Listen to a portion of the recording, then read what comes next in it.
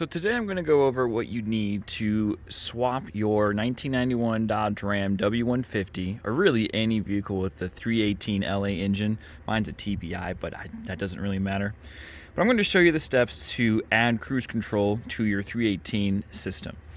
So the most important piece here is you need to add this cruise control servo, right?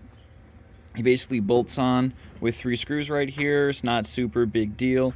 You need to make a mounting plate on the other side of the inner fender so it can actually bolt in.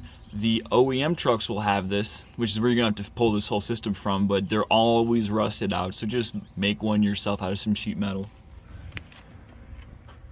So once you have it bolted in, what goes where? You basically have 3 things going places on this. Your first thing is your vacuum line, which goes straight to your brake booster, which then goes to your throttle body. Pretty simple.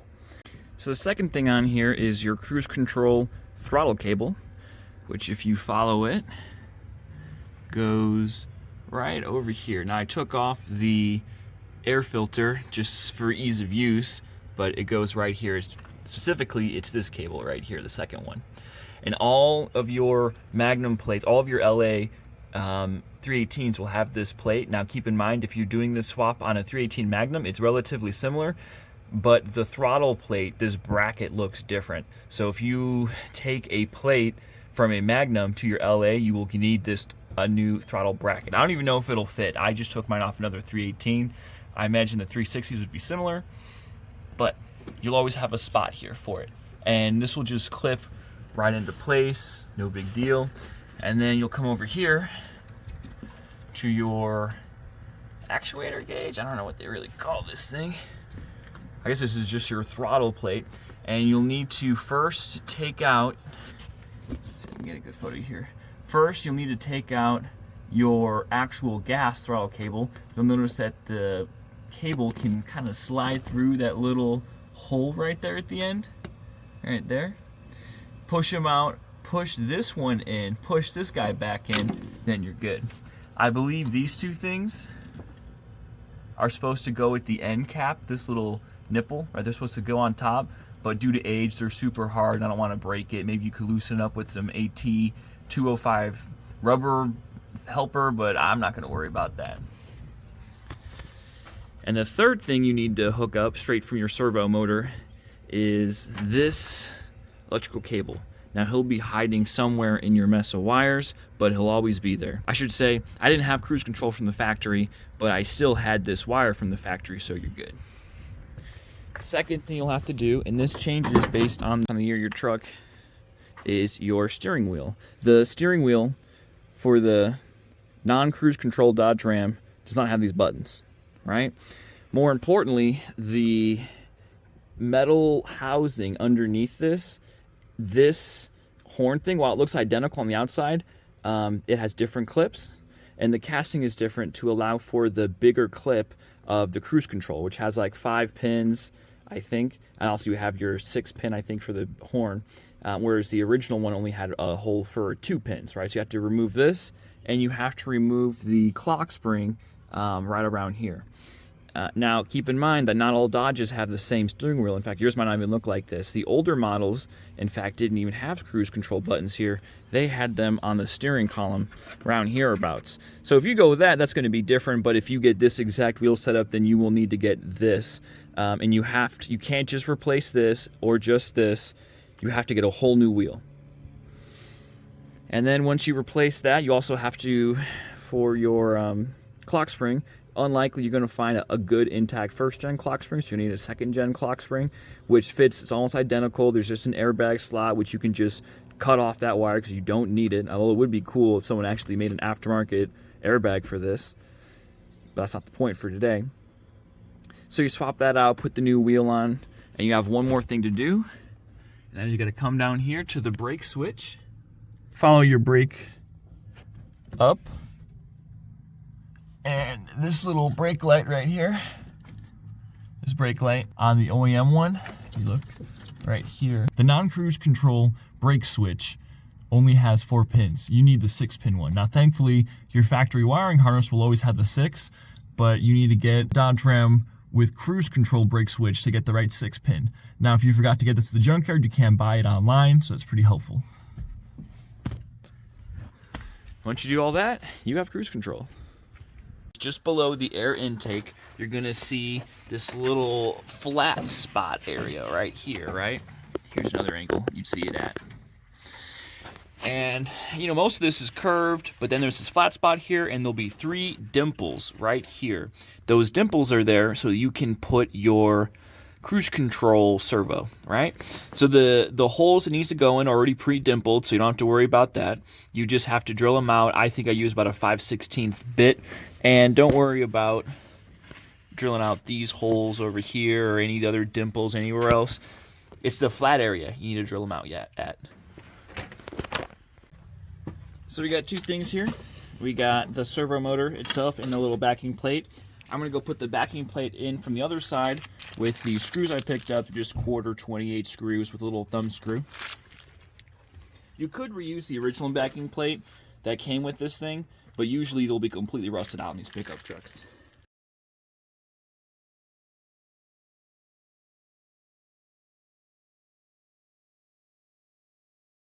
We got this guy mounted up. One mistake I made was I didn't realize that this is indented. So I need to cut this plate to actually match up with this at a minimum. So keep that in mind.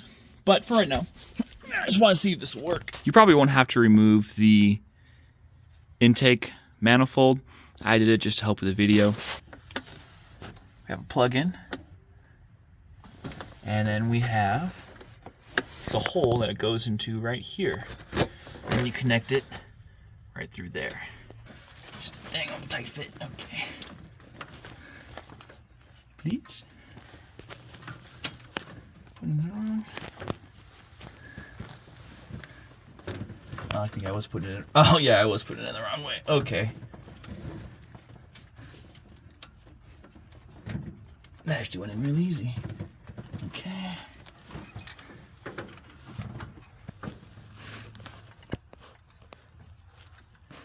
Come on, terrorist. There we go.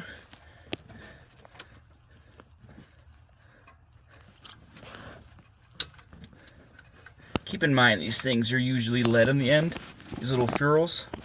So, keep that in mind. Huh. This is supposed to just go over here.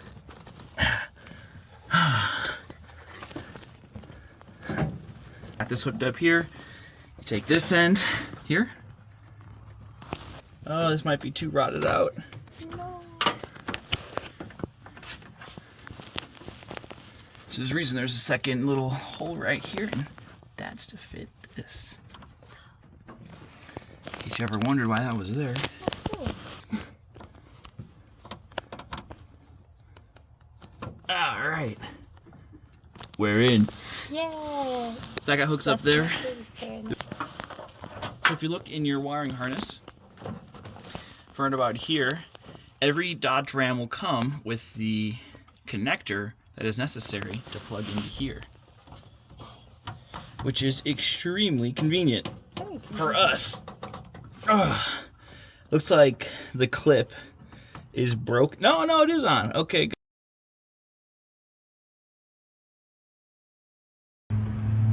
This top part is a latched on, so you just have to kind of pry it off. Never liked that sound.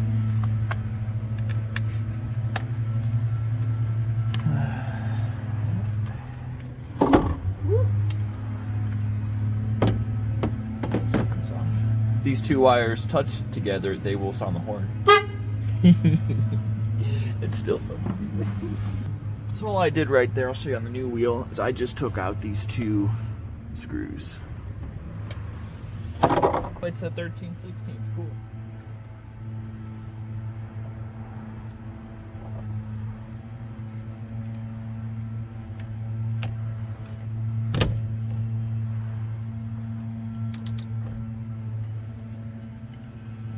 Impact gun would be nice, if you have one.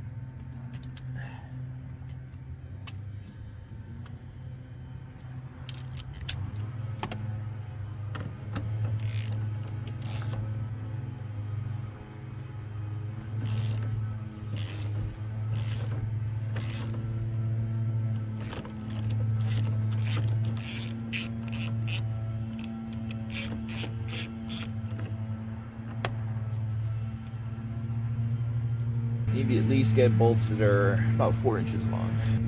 This is a wheel puller. So you put your bolts in these 2 holes. Oh, Jesus. You should probably disconnect these wires. But I don't want to.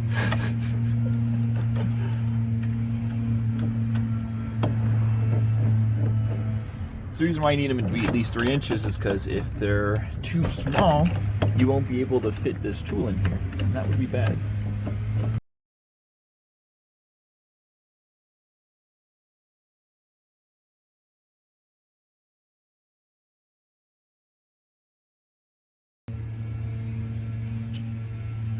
Yeah. You don't need a super big torque wrench to pull this thing off. Try to keep the wheel straight. It'll help you out for later.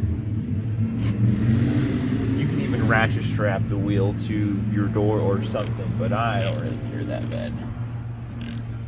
And you'll slowly pull off your wheel. Usually it'll kind of pop off, but I've already done this a couple times, so my wheel's a little looser than normal. Alright, that's it.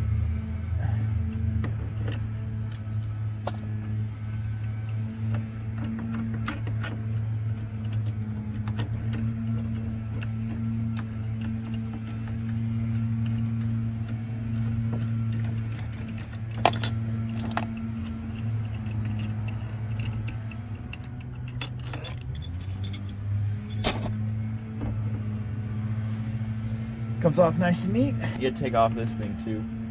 He's not normal. He needs one of these. At least he doesn't need the one with the holes in it, which is nice. I think the keys do.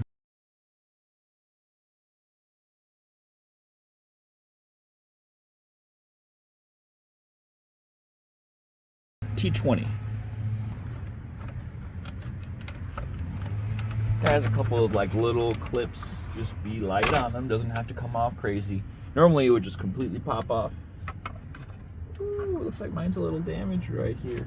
Oh, it's not the best thing to see, but yeah, whatever. Be light on this. Apparently this breaks easy. So normally this would just pop right off, but I got a couple of wires here from an old horn from the last user. That's okay. And then for this guy, there's just a little clip down here. You gotta hold it up or pull it slightly away from the connector and it just pops right off. And I think that was it. And then this guy's kind of held in by clips, which is fine. Just kind of push them. They'll come off. Oh yeah, this just pops off as well. So you can kind of pull that little clip up a little bit. I think that's just 2. So you just kind of go, and it comes off. So there's a second clip. This is the original clock spring for the truck. Basically how it works is as you turn the wheel, so this thing is your positive, right? I think, and this is your ground, I think. I don't really know why it moves around, but whatever, it doesn't matter. So anyways, what you do is as you're turning the wheel, there's always power through the copper line going through here. The ground goes to the inner one, and that's how you make the connection. And that's good enough for a non-cruise control system. But when you want to upgrade, so you do this fancy bad boy, right? That thing is dirty. So when you swap cruise control, you need to swap the wheels, right? See this wheel? See this wheel? It's not like you can just pop these parts in, right? For one thing, this is different shaped a little bit. It's wider, and it has this little slant cut here. What this is slanted here is for is so that this 2 things can hook into this, and then when you turn the wheel, it'll turn the clock spring, right? Also notice that the hole's just bigger on the bottom, so you can actually fit this whole connector through. And there's old Betty Lou. Pretty good shape, honestly.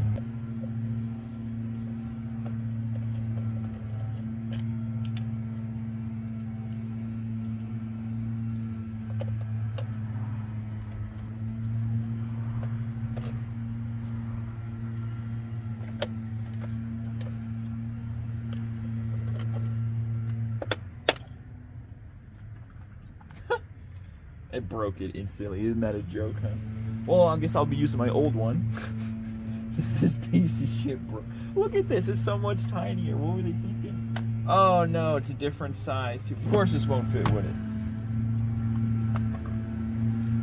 That's ridiculous. I got a JB welded bag. That's so dumb. There's no reason we had to do whatever.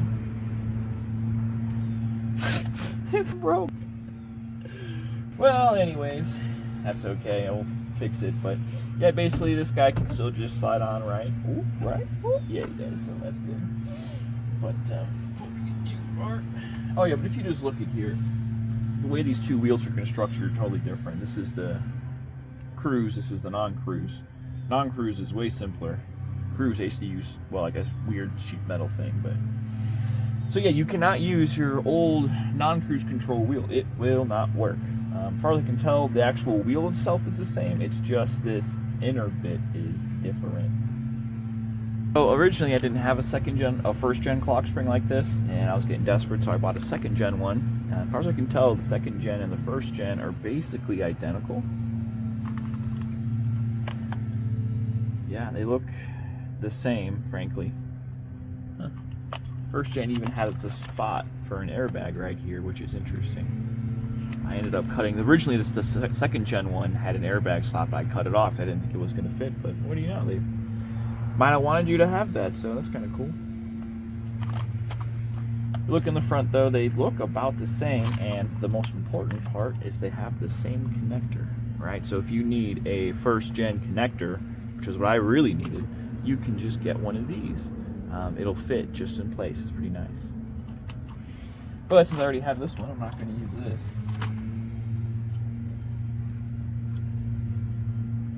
So this is an old one. Just got to figure out where the center is. You got to push these two buttons in, and we'll turn it all the way one way.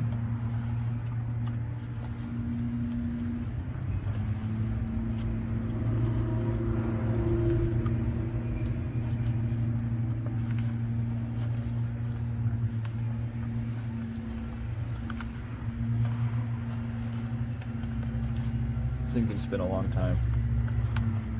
Okay, I'm a little nervous how much you can spin.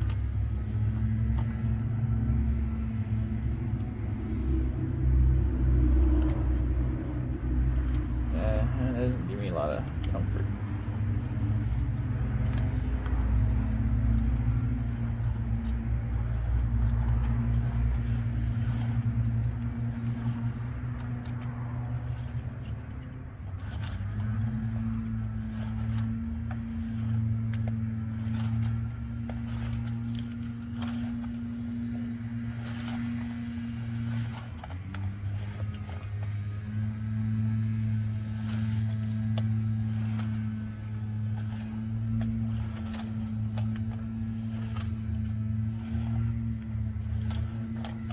I just saw the wording that this thing seems to spin indefinitely.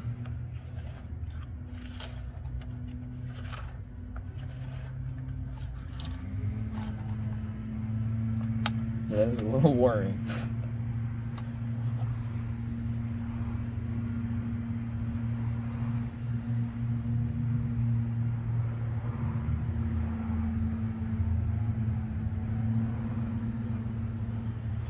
Well, that might have been a mistake to spin this thing.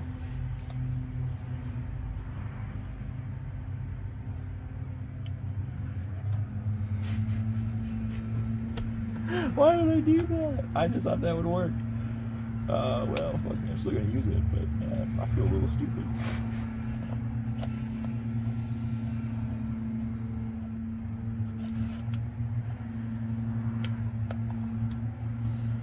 Yeah, probably should have just kept this one like how it was stock. Oops. But I'm sure it will be fine, or it won't be, and I'll have to buy a new one. So yeah, don't spin this thing. I figured if I just spun it to all the way to one side and then the other side, and then just divided by half, I could recenter it. But apparently that's not how this works. So yeah, don't be like me. Don't spin this thing. It's probably gonna give me a headache in the future.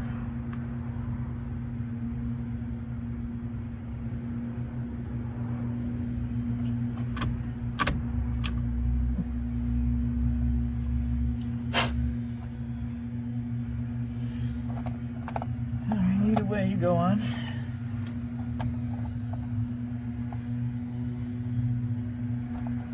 Oh yeah, you go this way. So just a little bit more, I guess.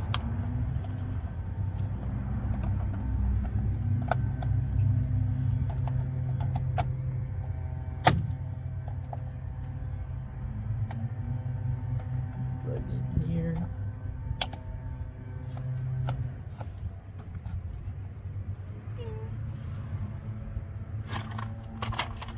Alright, then your steering wheel goes on next, and this will pop through here.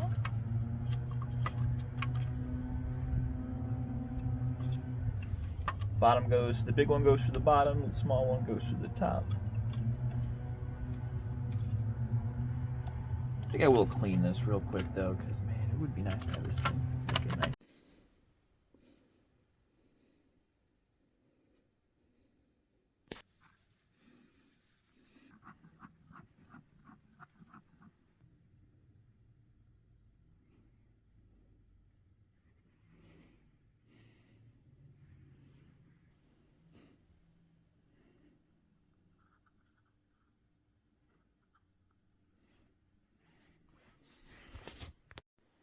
See you in a day.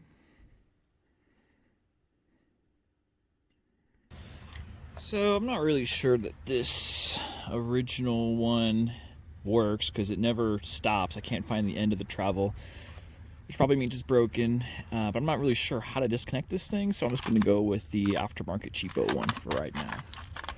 Now, as far as I can tell, the wires look, I'm going to go with close enough. So, see if it works. I guess technically it would be on this side, wouldn't it? Oh, now the reverse. Well, we'll see if it works. Tell this is a cheapo, it's just not quite as well made as the other one. That's okay. Take off my little tape holding in all the important special connections.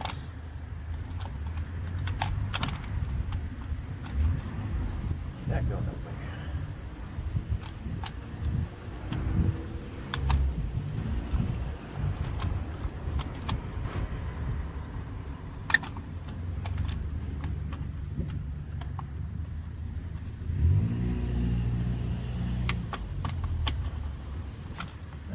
It locks in today.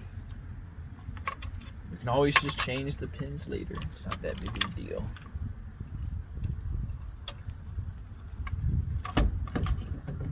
Alright. Roughly speaking.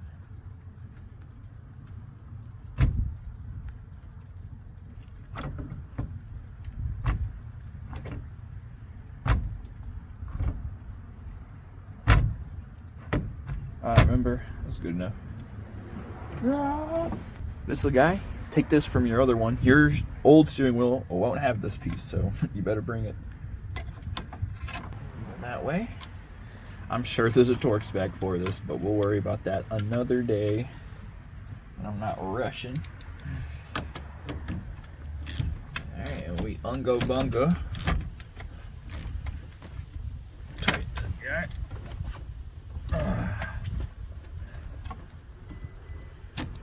Oh, it feels good today. Let's say 60.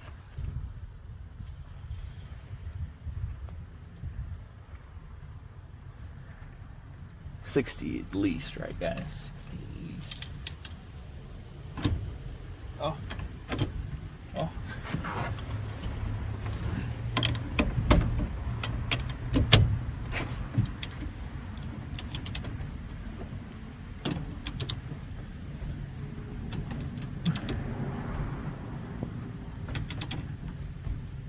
Alright, 60 is probably too much. 50. 50 is obviously what it should be. Obviously. Yeah, that feels about right. Looks about right, smells about right, that's good. Calling it a day. I'm sure it's good enough.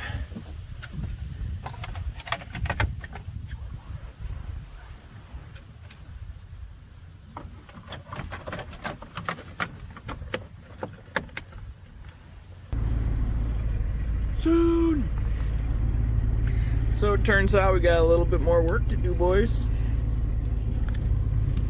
Alright, I moved the camera inside because it is freezing outside, and yeah, I think I'm gonna pass, but so here's current setup. So it turns out the way the second gen Dodge Ram wiring, which is what this clock spring is from, is different than the first gen. If you got the first gen, just drop it in and work, no problem. But if you have a second gen wiring like I do, the pins are in the wrong places. Now I'll tell you where they should go, but I'll also show you how to take out this thing. So what you gotta do is get this nice little tiny guy, buy a set of these things, you'll find them places, and you just gotta kind of pry up on the edge of the blue slot right here and it'll pop out. You gotta do it to both, don't go crazy. Actually, you're probably going this way, so you're not really pry, you kind of just push that little wedge forward just a little bit. Same thing on this side, just push it forward a little bit.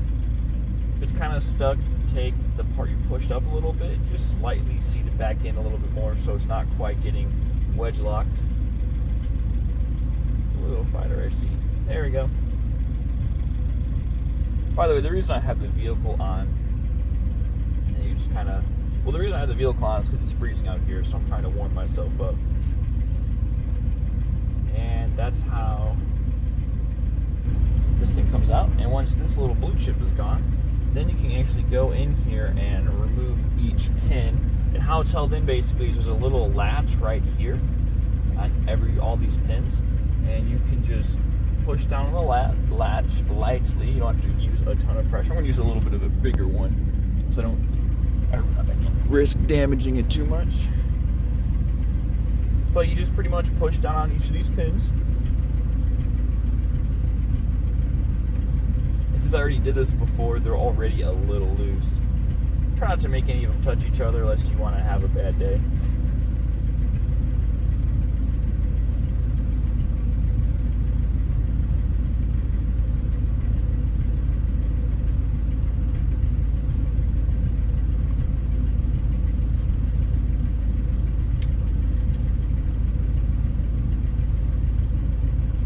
Interestingly, they came out in twos, but I won't really worry about that. So, okay, now we're here. What do? Well, you got your little connector in the bottom.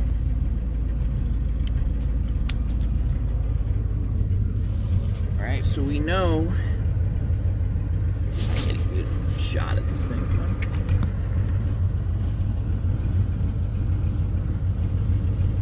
So we'll know which pin goes where because of this thing. So those are the pins you see here. There's 5 of them. Well, these 5 pins correspond to these guys. 4 for these, and then 1 for your horn. Somehow the ground is done. Yeah, I don't know how that's done, but it doesn't really matter. So you just gotta match the 4 pins to what they need to be, and you're good. I'll let you know what the order is when I'm done trying to figure it out. But basically, I'm gonna hook up. I got the wiring diagram to where.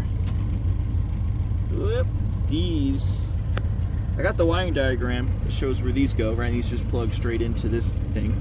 So I'm going to match where the wires for each of these go and where they're supposed to go here. And I'll let you know where they go. So while you're working on this thing, if these little hooks are getting too flattened and they won't catch, you can actually get your tool underneath it and wiggle it. You can get your tool underneath it and you can wiggle it back to where it should be.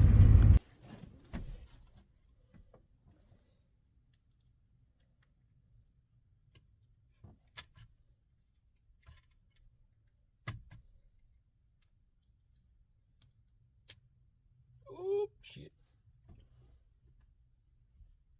Oh, that still went in. So this is the correct orientation. You can see that very well. Bring it a little closer. So first wire is blue, second wire is yellow, orange, third wire white, fourth wire is purple. It's pretty much the exact same as how the wiring diagrams are. I'll put a little screenshot in here for you. The only difference is that instead of a purple wire here, apparently it's a brown wire on the original, but yeah, that's how it goes.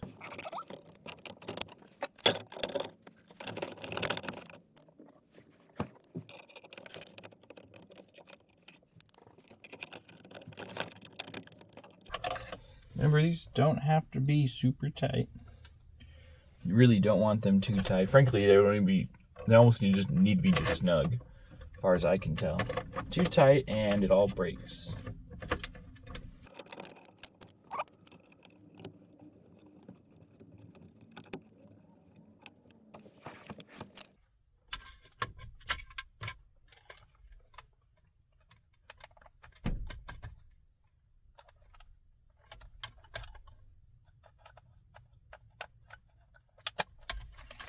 So I'm looking it up. Horn test. Sweet.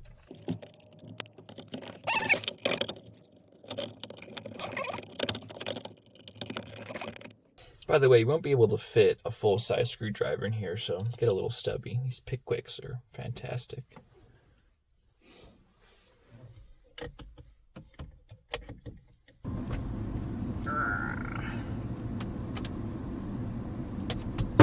Ooh, terrorist.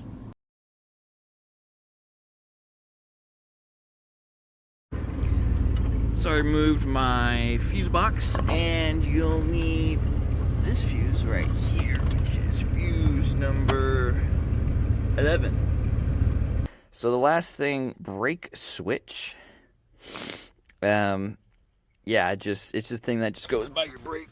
Get a quick one. Yeah, so it is right. Whoop, there you go. It's right there. Little brake switch thing. And it's super easy to install. You just remove and install. You just take off the connector at the end, and then literally this 1/8mm screw, you pop it off, plop the new one in, and you're good. The reason why this one doesn't work is that there is only 4 pins, and the cruise control gets an extra 2. Yeah, it works. It's so cool, guys. Like, did I need it? No, but is it awesome? Yeah, it's super cool. So I'm pretty happy with how the cruise control turned out. It's just cool. You know what I mean? I didn't need cruise control. It's not like without it my life is over or anything. But I just like having extra buttons. It's just cool, you know? It's cool to have all the little accessories in this truck. That's why I also did the LED swap. And it just makes me happy. You should know, if you do the cruise control, at least for the LA318 engine, if you're living in flat areas, you could probably go 75 on the highway in cruise, no problem. But if you're going on like a hilly area like where I'm at, I'm in southern Indiana, you're gonna have a hard time. It seems to be in this hilly areas, once you go above 65, the cruise control kind of just cuts out.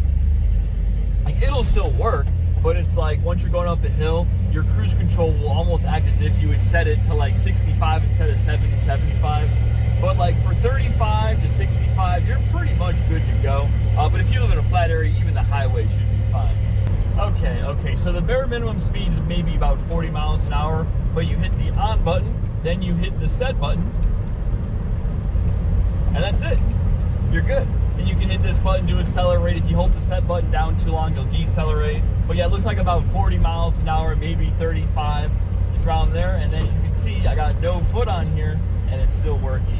Super cool. I just love having all the options. Makes me feel bougie, boys. So yeah, hopefully this helps you out. Good luck getting your cruise control ready, boys. I thought this was pretty cool too, so check this out. Cup holders. That's my phone.